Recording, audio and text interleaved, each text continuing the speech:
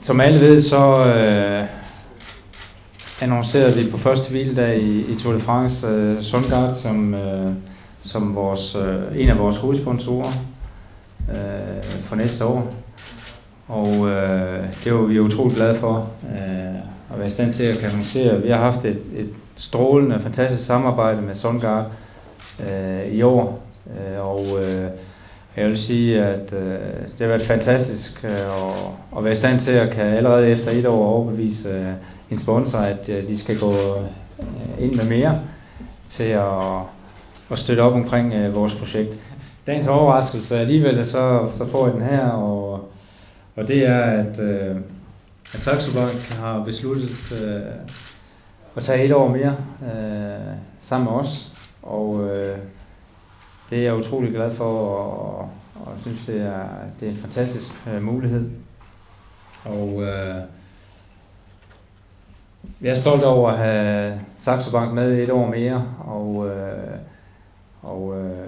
så vi kan fortsætte vores fantastiske samarbejde, vi har haft med Saxo Bank indtil videre de sidste 3 år.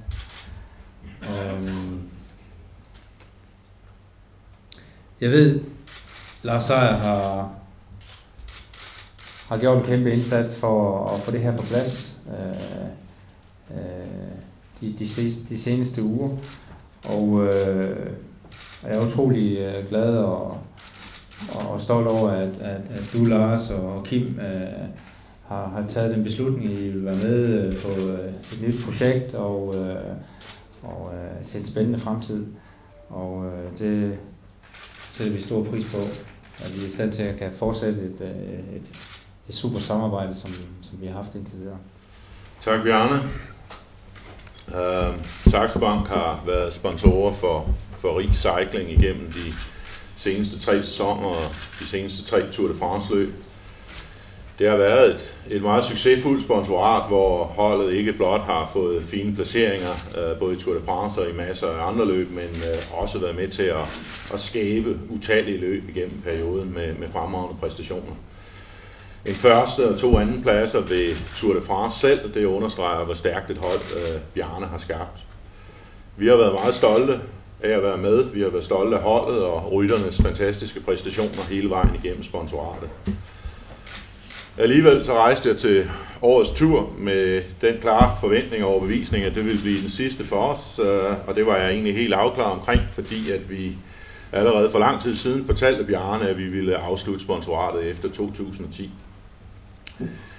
Og så sidder jeg alligevel her i dag og taler om 2011. Nogle gange så ændrer planer sig, og det er altså sket i det her tilfælde, og det er jeg egentlig rigtig glad for på et personligt plan, og det ved jeg, Kim og den øvrige ledelse også er. Hvad har ændret sig? Ja, jeg fulgte holdet den sidste uge under turen, og der havde jeg anledning til at høre om og diskutere de planer og de idéer, som Bjarne arbejdede med for 2011. Og jeg må sige, at de lød så spændende, at vi simpelthen fik lyst til at være med et år mere. I Saxo Bank, der tror vi på, at man skal gribe en enestående chance, når man opdager den. Og det har vi valgt at gøre. Det har længe stået klart, at der kommer til at ske betydelige ændringer på Rigs hold det kommende år. Men Bjarnes meget ambitiøse svar på de udfordringer, han stod overfor, fascinerede os. Og tilliden til, at Bjarne altid vil levere et hold, der er med helt fremme i toppen af verdenseliten, det er en tillid, som Saxo Bank har, som jeg ved, at Sundgard deler med os. Saxo Banks beslutning om at fortsætte sponsoratet hviler på et oprigtigt ønske om at støtte Bjarne i hans stadige kamp for at skabe verdens bedste hold. Den viljestyrke har vi stor respekt for. Det er også for at hjælpe med fortsat at sikre, at dansk cykelsport med alle de store talenter fortsat har den bedst mulige platform for at udvikle sig på det allerhøjeste plan. Det er en kæmpe inspiration og motivation for unge danske talenter, at et af verdens allerbedste hold er dansk, og det vil vi også gerne støtte. Det er naturligvis også en kommerciel beslutning. For nylig tror jeg, det var Politikken, der bekendtgjorde, at de mente, at Bjarne Riis var uden tvivl Danmarks bedste sportsbrand og Danmarks største sportsbrand, og det er sådan set en opfattelse, vi deler. Turen 2010 har med al ønskelig tydelighed vist, at cykling er en sport i fremgang. Interessen har aldrig været større. Og det, sammenholdt med Riis' planer for 2011, gør, at vi har valgt at bygge videre på den betydelige navneeksponering, vi har oplevet verden over i den periode, vi har været sponsorer. Vi er rigtig glade for at dele ansvaret fremadrettet med SunGard, som vi kender godt fra vores forretningsmæssige samarbejde på teknologiområdet, og vi ved, at de er venner af cykling, ligesom Saxo Bank også er det. Det efterlader jo spørgsmålet, var Saxo Bank så hele tiden den her hemmelige sponsor, som blev offentliggjort under turen af Bjarne? Og det var vi faktisk ikke. Jeg vil faktisk sige, at blækket er dårligt tørt på den aftale, som vi nu har indgået med Riis Cycling. Men vi er yderst taknemmelige for, at den nye unavngivne sponsor, der blev annonceret under Tour de France, har indvilliget i at træde til side til fordel for Saxo Bank i 2011. Det, der er vigtigt for mig, det er jo, at jeg har støtten og opbakning fra mine sponsorer i Saxo Bank og SunGard for næste år. Det gør det muligt for mig at realisere de ønsker og de planer, som jeg har for holdet. Og ambitionerne er der. De har altid været store og vil fortsat være store. Og derfor, som nok så mange havde spået,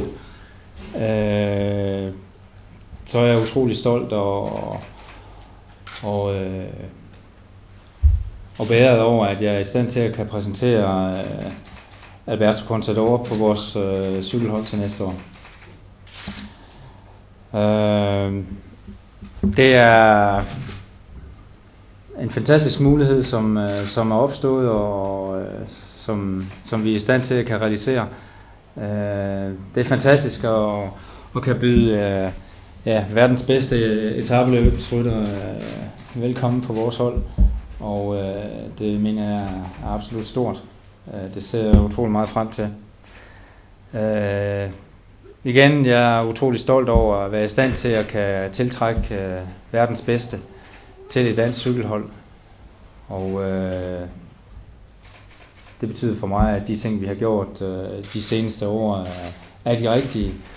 Og at jeg er overbevist om, at det også er med til fremover at gøre noget rigtig godt for dansk cykelsport.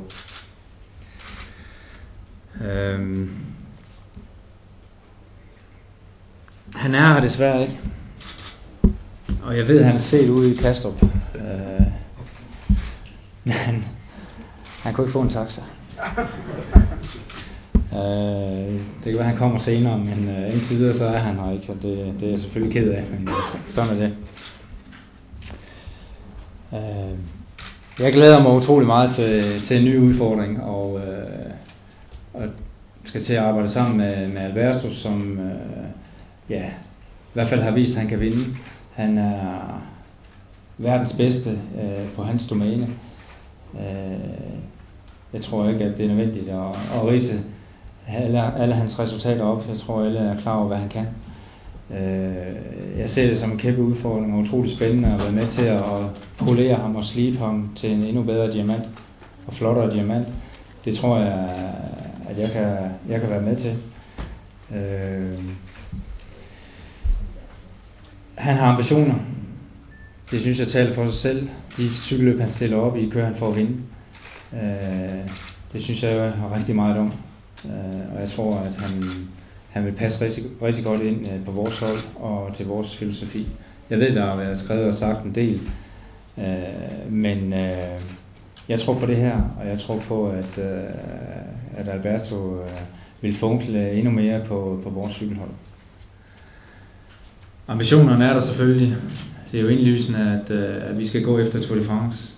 Men noget af det, der har slået mig allermest, var, at for et lille stykke tid siden, da jeg talte med Alberto, var, at hans ambition er at vinde alle 3 store ture på et år.